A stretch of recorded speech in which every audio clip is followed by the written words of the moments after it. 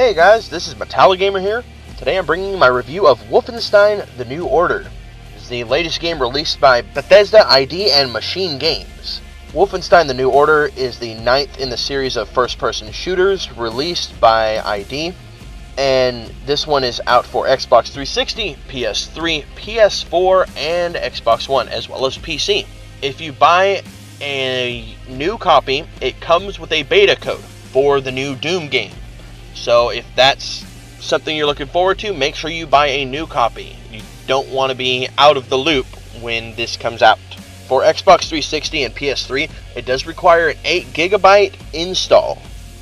So make sure you have a flash drive or what have you ready. So Wolfenstein probably falls into my favorite genre of games that competes with games like Crysis, The Last of Us, and Batman Arkham's. The reason is because it's the kind of open linear games. You have places you are meant to go, you do have a story, you do have a linear levels, but you can go into each level and kind of tackle the situations how you want. You can go completely stealth or guns blazing. On the harder difficulties, it is much recommended that you do a lot of stealth, because the game will kick your ass. Wolfenstein: The New Order has 5 difficulty settings as well, so those of you who are looking for games that are pretty difficult, you got one right here. And the hardest difficulty is unlockable from the start, as well as the easiest difficulty is unlockable from the start. In Wolfenstein, you are playing as William Blazkowicz, as always. The New Order is placed in an alternate time period where the Nazis have won World War II and have taken over most of the world. So you will expect tons of Nazi murder. You will be murdering hundreds of Nazis throughout this game. As much falseness as there is within this time period, it feels authentic and it's run well. And I've enjoyed the story as well as the environment that it's placed in. So we'll jump into combat here. You won't expect anything out of the ordinary from Wolfenstein. It's another first-person shooter that fits in within the genres of first-person shooters. It gives you a very easy-to-use lean function while using cover, and it gives you the ability to dual-wield weapons. It's not an insanely great function, but it is fun to use. I've found myself on a few situations running through and just blasting the hell out of everything with as many bullets as possible, as you see right here on the screen. The narrative is pretty lengthy. The thing is, if you don't pay attention to the story, you will have no idea what's going on, and it's made sure of that you need to pay attention to the story. There's a lot of stuff that happens, and it actually builds up Blazkowicz as a character, as to where in the previous Wolfenstein games, he really was just the face. And even in the most recent one that was before this, I believe it came out in 2008, titled Wolfenstein, the character that they tried to do for Blazkowicz wasn't anything crazy. He was just a very average war hero. And they kind of develop his character to the point where he even has compassion occasionally, considering the fact that he's a Nazi killing machine. So, something I kind of discovered within the combat, you do get to run either a stealthy approach or an assault approach. You get rewarded more so by using the stealth route because you can complete your perks and achievements. When you go into a zone, there is a tracker in your top right corner that points out all of the commanding officers that are allowed to raise alarms. It points them all out on screen and allows you to know that they're there, so that way you can try to hunt them down, so that way they can't trip any alarms. Okay, so there is a perk system. The perk system works really nicely, and don't worry, this doesn't turn Wolfenstein into an RPG by any means. You gain your different perks by completing objectives such as killing 20 enemies with throwing knives, or stealth killing 5 commanders. And those will do things that upgrade your character, such as making your explosives better, or increasing your throwing knife capacity, or things of that sort. They'll make your character better in a way that is noticeable. It's not something so small that it doesn't seem like it's useful, but it's not so big that by the end of it you feel like you're so overpowered. Now this has been one of the things that I did not enjoy, and most reviews have posted this on their review, and I have to agree with it. There is a lot of collectibles, and it's kind of come to the point where it's somewhat unenjoyable, in my opinion.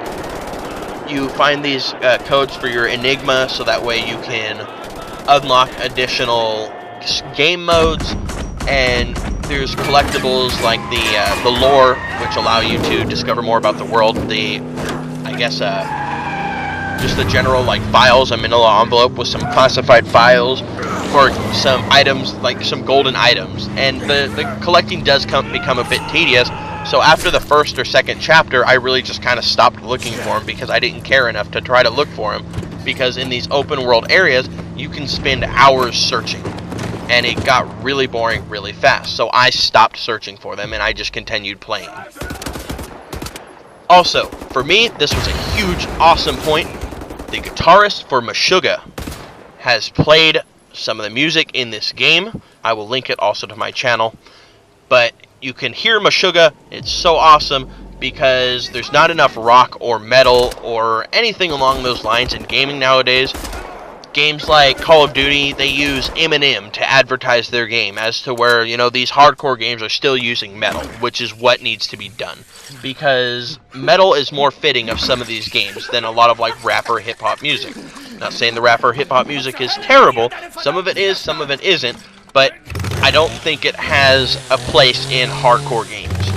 So the final verdict to this review would be that Wolfenstein: The New Order is a great, enjoyable shooter for our mature audiences, full of brutality, and doesn't necessarily bring anything new to the table, but plays on all of the good elements that a shooter should have, and puts them all into one nice little package. It's got a decently length campaign, and the game is believable. Even though it's a completely untrue story, it feels like it could be. It feels realistic, and it's amazing. On top of everything, there's a decent soundtrack for the game. The audio sounds amazing, and the sound effects, as well as the graphics, all fit well and place this game into a nice, realistic spot within the shooter genre. I found very few flaws about this game. The only flaws I've really found are the collectibles, and then the fact that you actually have to press a button anytime you want to pick up items. So if you're walking through a battlefield of enemies you just killed, you do have to press the pickup button over every item. So if you find a clip of 9 bullets, you have to pick up that one as well as the next one and the next one and the next one, and the 5 armor and the 5 armor and the 7 armor and the 5 bullets and the 3 bullets. You have to keep picking it all up. So eventually you find yourself running through battlefields just continuously pressing the pickup button to make sure you're stocked up on ammo. Okay, so I'm going to leave you guys with this. Wolfenstein is a great first-person shooter with an interesting narrative and plenty of action for you to see. There's only a couple of annoyances that I found, but not enough to ruin the game. So I would recommend any of you who are a fan of first-person shooters, please pick it up, give it a try, and on top of that, buy it new, because you'll get an access to the Doom beta for PS4, Xbox One, or PC. Sorry, last gen, we do not get a beta code. We get one if you buy it for Xbox 360 or PS3, you get a PS4 or Xbox One code. So anyways, I'm going to give Wolfenstein: The New Order a 95 out of 100. This is one of the more impressive games I've played throughout this year, and I've enjoyed every bit of it so far. So with that, gamers, metalheads, what have you, stay fucking metal, and I'll see you next time.